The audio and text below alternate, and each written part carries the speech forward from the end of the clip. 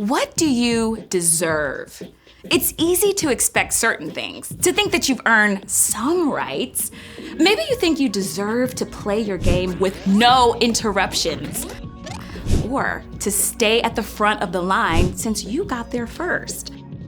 Maybe you think you deserve to eat food you really like at dinner every day, or to get brand new shoes every time your old ones get a little worn.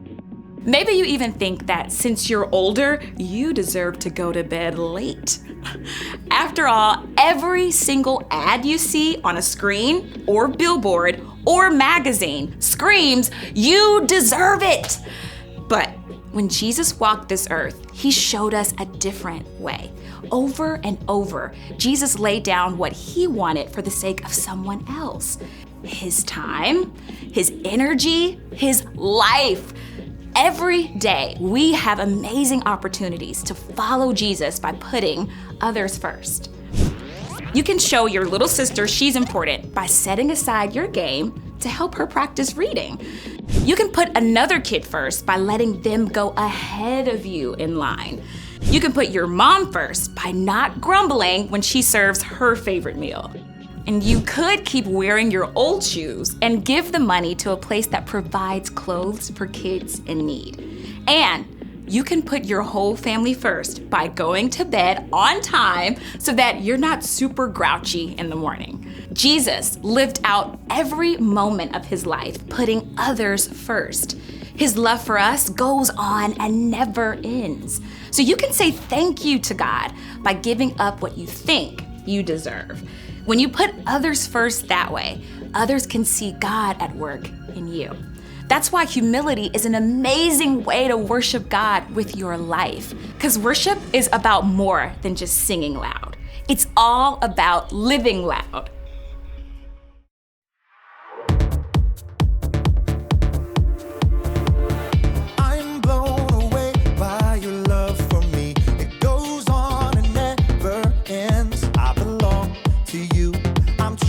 By you forever, I'm your friend. You'll always be right here with me. I'm so thankful for your love. No matter what I do, I know this is true. You're by my side, you'll never leave. I wanna thank you, God, for showing me who I am. You're so good, you help me to understand. We are your sons and daughters. You're such an amazing father. Thank you, God, for coming to rescue me. You're so good, God. You're everything I need every minute of every day. I just wanna say thank you, God. I'm blown away by your love for me. It goes on and never ends. I belong to you. I'm chosen by you forever. I'm your friend. You'll always be right here with me. I'm so thankful for your love. No matter what I do, I know this is true. You're by my side, you'll never leave. I wanna thank you, God, for showing me who I am. You're so good, you help me to understand. We are your sons and daughters. You're such an amazing father. Thank you, God, for coming to rescue me. You're so good, God. You're everything I need every minute of every day. I just wanna say thank you, God. You sent your son to set us free. For your love and kindness, I will sing. You sent your son to set us free. For your love and kindness, I will sing. I wanna thank you, God, for showing me who I am. You're so good, you help me to understand. We are your sons and daughters. You're such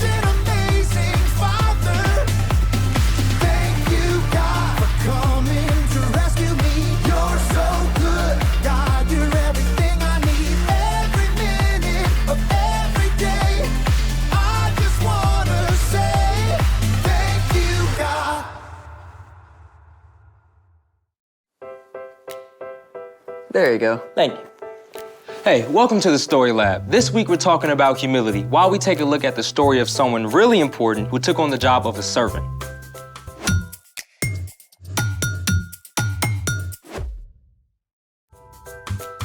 Hey, I'm Carter. And I'm Zeke. We're talking about humility. Which is putting others first by giving up what you think you deserve. I think you should go first and tell everyone what we're doing today. Oh, I couldn't possibly. You first. No, you. No, you. You. You. This is ridiculous. Agreed.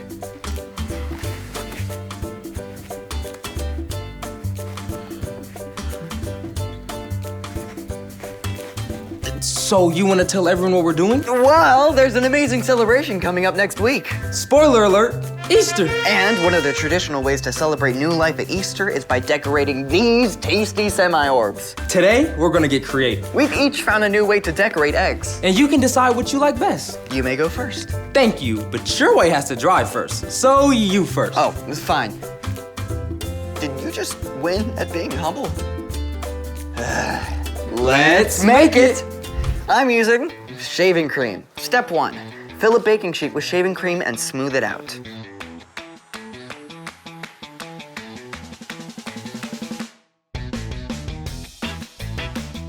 Step 2, drip food coloring all over the cream.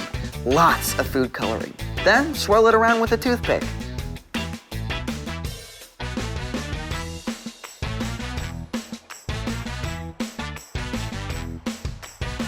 Step 3 is the really fun part. You're gonna need gloves for this.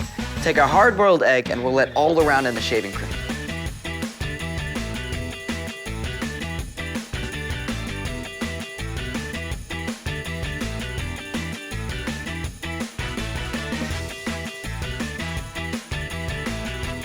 Make sure they're completely covered.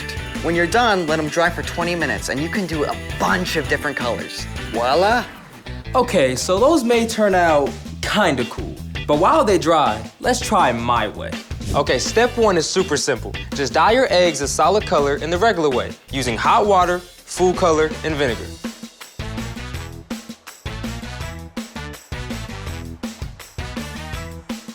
Now we get to the fun part. Step 2, fill a small bowl or container with an inch of fresh water. Now, choose the color that you want to marbleize your egg with. It should be darker than the color of the solid egg, so use a lot of food coloring.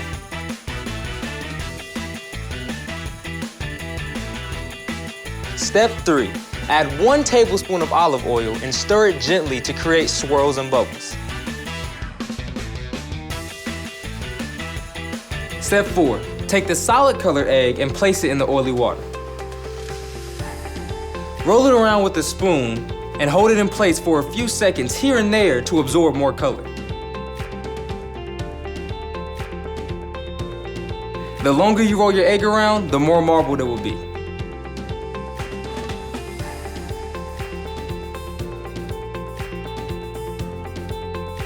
You know what, now I want to take them out and kind of just mix up the colors and just try to see where that goes.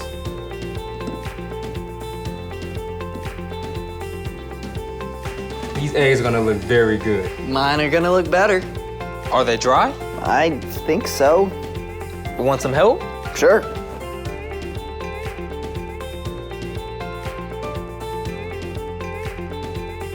It's like an archaeological dig. What lies beneath? Ooh. That is pretty. Look at this.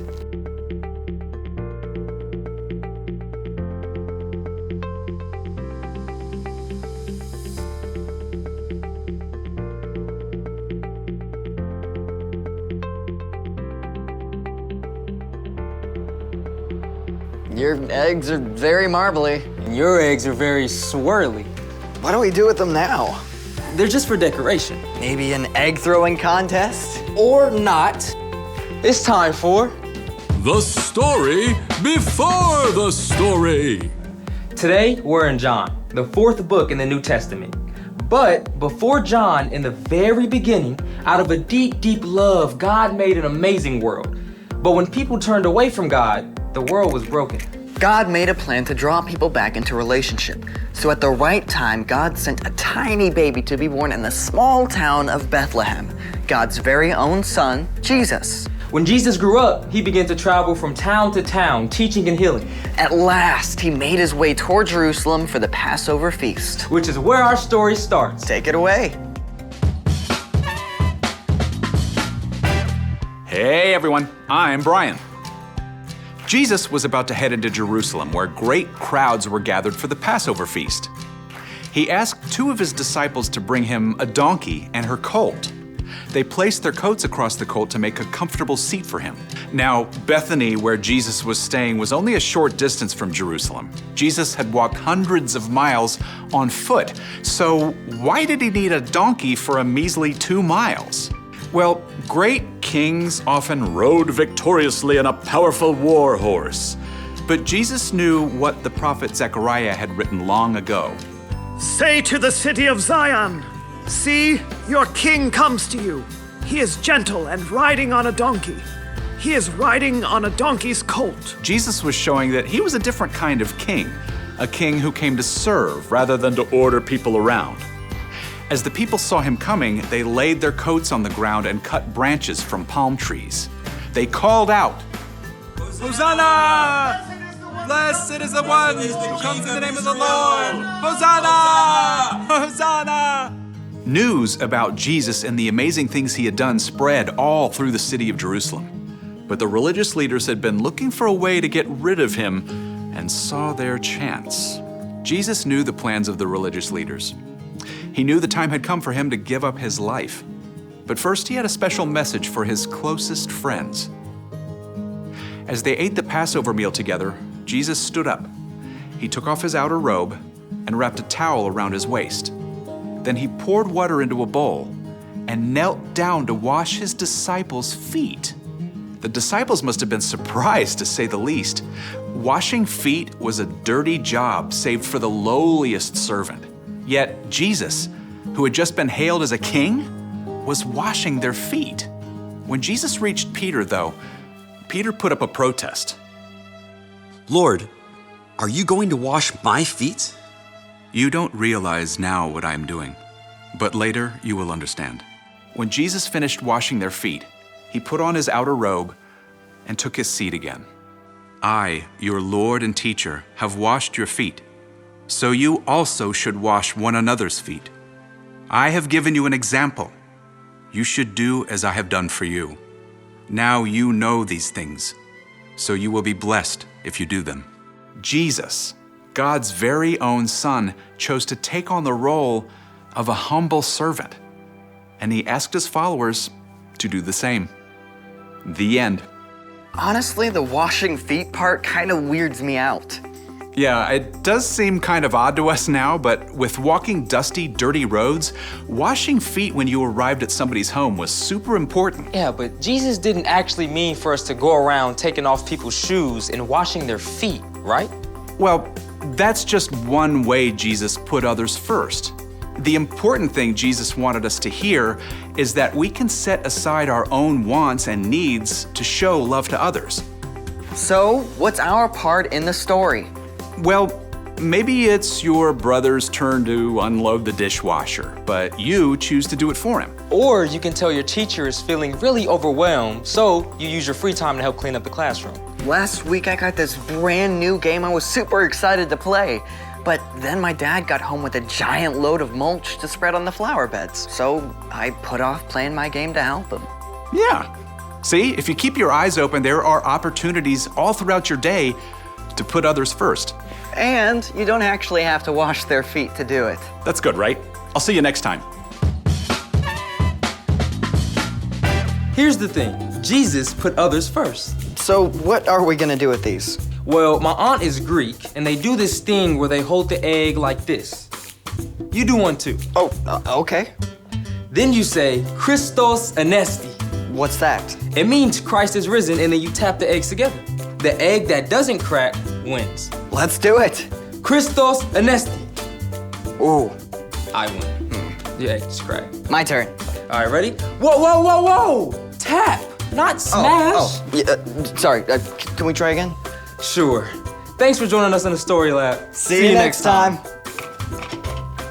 All right, ready? Ready. Ugh.